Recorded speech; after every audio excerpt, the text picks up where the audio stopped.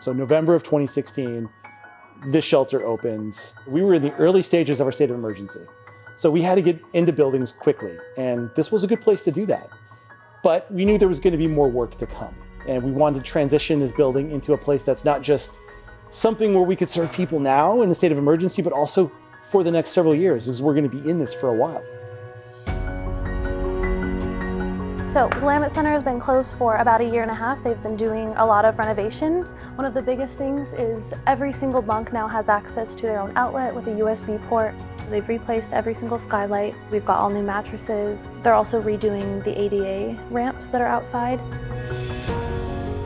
This place is often the blueprint that I think of when I think of the shelter that our community needs.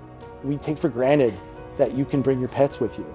It used to be that you'd have to make that choice. You're going to leave your pet with somebody else outside while you get a warm night's sleep, or do you stay with your pet because you love that pet? People feel like they're believed in, people feel like cared about, people feel supported. And I think that the reopening of this shelter really symbolizes, especially with this community, that aspect of things. And here we are, 120 beds back in our system. It's pushing us over 2,000 beds open any given night.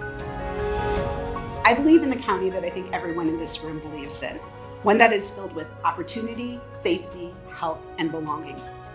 One where homelessness is rare and brief. One where people have the opportunity and support to take the next step in what their lives can become. It is places like this one that we're here to reopen today that help turn this vision into reality.